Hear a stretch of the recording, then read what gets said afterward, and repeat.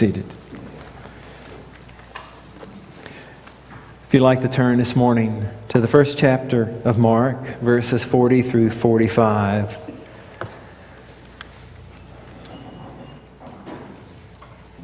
He touched me when no one else will. He touched me when no one else would. He touched me when no one else could. And a leper came to Jesus, beseeching him and falling on his knees before him, saying, "If you are willing, you can make me clean." Moved with compassion, Jesus stretched out his hand and touched him and said to him, "I'm willing, be cleansed." Immediately the leprosy left him and he was cleansed. He sternly warned him and immediately sent him away. And he said to him, "See that you say nothing to anyone, but go show yourself to the priest and offer for your cleansing what Moses commanded as a testimony to them." But he went out and began to proclaim it freely and to spread the news around to such an extent that Jesus could no longer publicly enter a city, but stayed out in unpopulated areas. And they were coming to him from everywhere. The word of God for the people of God. Thanks be to God. I want to retell you a story about the leper that's not in the text. It's just an assumption of how it might have been that day. I noticed as I woke up each day that there was a spot just on my hand, a small white spot.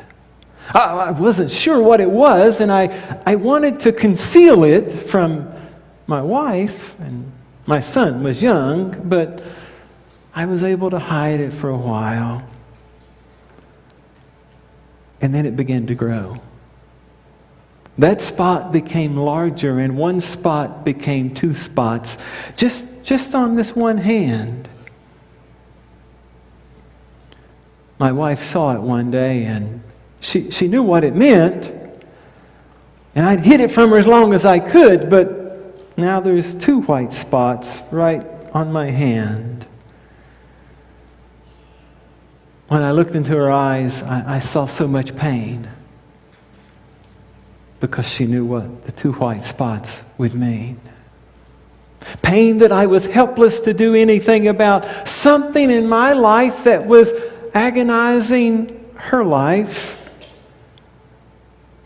We acted like there was nothing wrong, and I knew that it was me and not her, and I knew that the white spots were growing, and that the two had now become many, and it was spreading, but I didn't realize how much until one day in our little barn, my young son and I were there sharpening the sheep shears just to get them ready for the season to work with the sheep.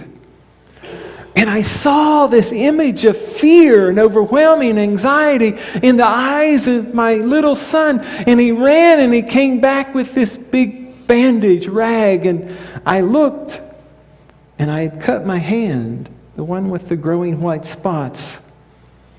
And it was bleeding. It was not the blood that terrified me. It was the fear in my son's eyes. And as I wrapped my hand with profuse bleeding, the greater fear became I had never felt the wound. It was growing. It was becoming worse. That night, after I reassured my son and hugged him and put him off to bed as we normally did, my wife and I discussed about what to do.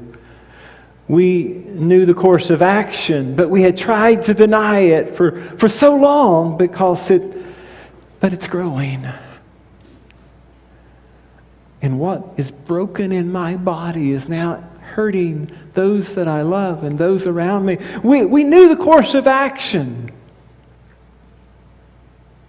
And the next day, I went to the temple priest. It was the longest journey of my life that I could ever imagine taking to get to the temple priest. I struggled under the weight of what would be happening. I knew what their answer would be, but I somehow thought there would be some other way. And I just extended my hand, and then this hand. And the temple priests jumped back. They covered their face and turned their backs, and they said, "Unclean, unclean! Go! Get away from people! You have leprosy."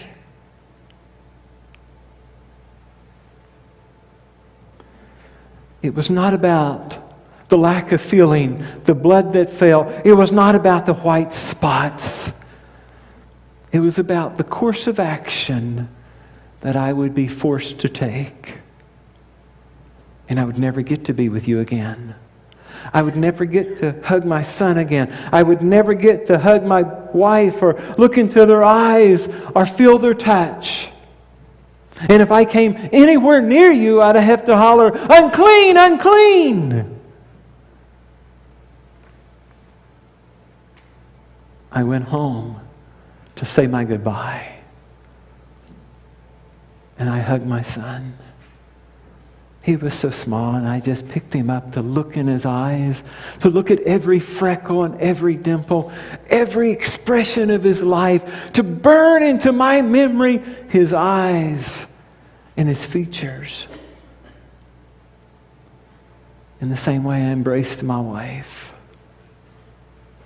I knew that that touch would be my last human touch. For I was unclean.